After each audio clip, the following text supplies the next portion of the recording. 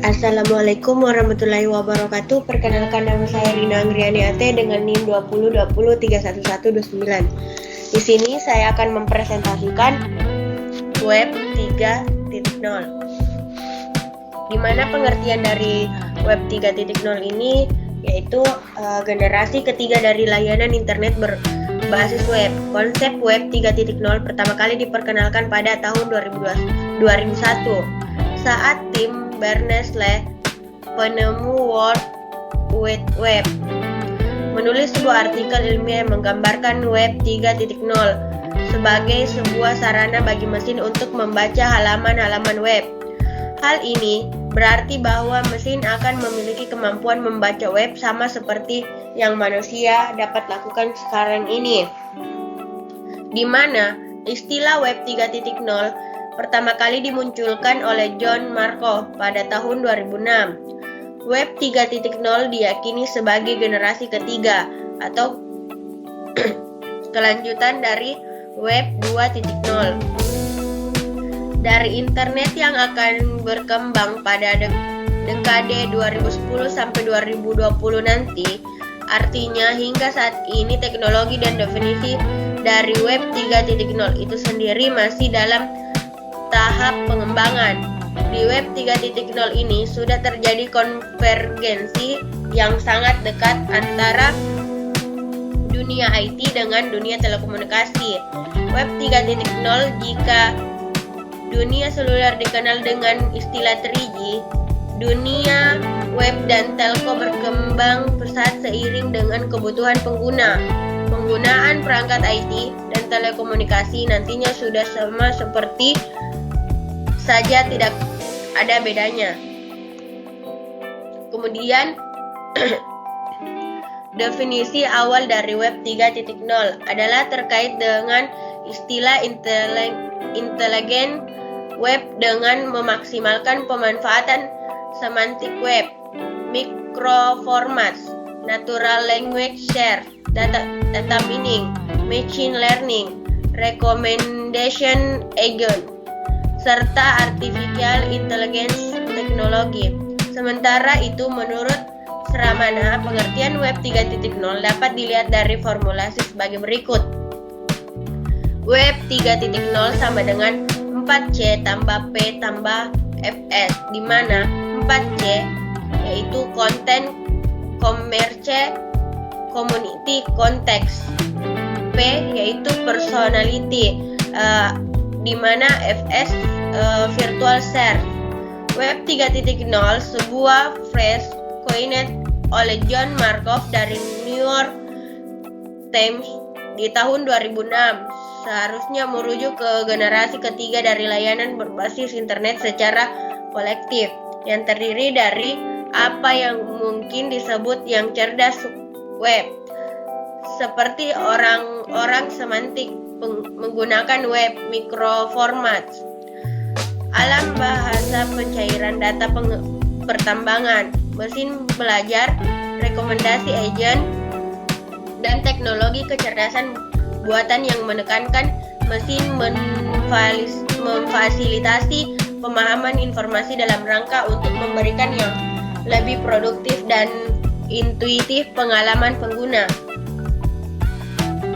Tujuan Web 3.0.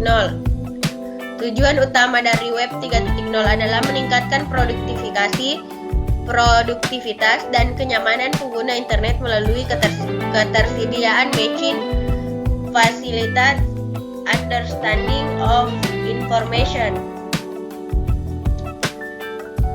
Konsep Web 3.0. Yang pertama, manusia dapat berkomunikasi dengan mesin pencair. Kita bisa meminta web untuk mencari suatu data spesifik tanpa bersusah-susah mencari satu persatu dalam situs-situs web. 2. Menyediakan keterangan-keterangan yang relevan tentang informasi yang ingin kita cari, bahkan tanpa kita minta. Yang ketiga, berkaitan dengan konsep web semantik, juga memungkinkan isi web dinikmati tidak hanya dalam bahasa asli pengguna, tapi juga dalam bentuk format yang bisa diakses oleh berbagai software. Beberapa ahli bahkan menamai Web 3.0 sebagai web semantik itu sendiri. Kemudian yang keempat, Web 3.0 menawarkan metode yang efisien dalam membantu komputer mengorganisasi dan menarik kesimpulan dari data online. Web 3.0 juga memungkinkan fitur web menjadi sebuah sarana penyimpanan data dengan kapasitas yang luar biasa besar. Kemudian yang terakhir yaitu Web 3.0 menawarkan metode yang efisien dalam membantu komputer mengorganisasi dan menarik kesimpulan dari data online. Kemudian karakteristik Web 3.0.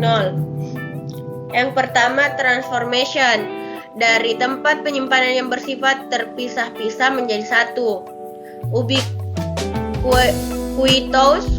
connectivity memungkinkan info diakses di berbagai media. Kemudian network computing, software as service, business models, web service, interoperability, distributed computing, grid computing, and cloud computing. Kemudian yang keempat, open technologies.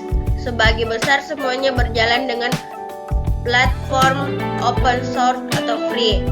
Kemudian open identity, open ID, seluruh info adalah bebas dan sebebas-bebasnya.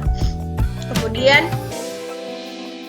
the intelligent web, semantic web technologies such as RDF, OWL, CWRL, SPARQL, GRDDL, semantic application platform and statement based data stores. Kemudian distribute database distribusi dalam WWD atau World Wide Database.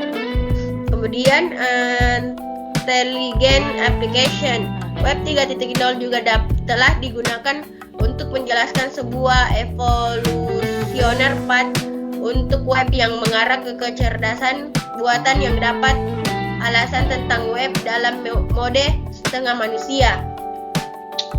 Semantic web, sebuah web dengan kemampuan membaca situs semudah manusia membacanya. The 3D web, nuansa web semakin menarik dengan adanya kemampuan visual 3D. Hyperface web, web akan dengan mudah diakses dengan berbagai cara dan alat berbeda. Kemudian sejarah perkembangan web. Pada TechNet Summit pada bulan November 2006, Reed Hastings, pendiri dan CEO Netflix, menyatakan rumus sederhana untuk mendefinisikan tahapan web. Yang pertama, web 1.0 adalah dial-up 50K bandwidth rata-rata. Kemudian yang kedua 2.0 adalah rata-rata 1 megabit bandwidth dan web 3.0 akan 10 megabit bandwidth semua waktu yang akan menjadi penuh video web dan yang akan merasa seperti 3.0 web. Kemudian keunggulan web 3.0 yaitu yang pertama, kecepatan berinteraksi antara aplikasi karena menggunakan sarana HTTP. Kemudian yang kedua, ketetapan atau keakuratan data karena data yang dikirim atau request dan diterima respons semuanya berbasis XML. Kemudian yang ketiga, kemudahan mengelola request dan respons karena standar pesan XML. Kemudian yang terakhir, fleksibel. Contoh aplikasi PHP mampu berhubungan dengan Java, begitu sebaliknya karena semuanya menggunakan protokol HTTP. Kemudian faktor yang mempengaruhi Web 3.0. Yang pertama, banyaknya provider internet yang menawarkan harga bersaing profit. Kemudian provider telepon seluler yang menawarkan fasilitas akses online. Yang ketiga, mudahnya akses internet di mana-mana. Kemudian yang keempat, teknologi handphone dapat mengakses internet. Contohnya BlackBerry, iPhone, dan lain-lain. Kemudian yang kelima, teknologi multimedia IT yang pesat berkembang. Kemudian yang terakhir, dijadikannya aktivitas online sebagai kebutuhan sehari-hari. Kemudian adapun fitur yang khas pada Web 3.0. Yang pertama, transformation dari tempat penyimpanan yang bersifat terpisah-pisah menjadi satu.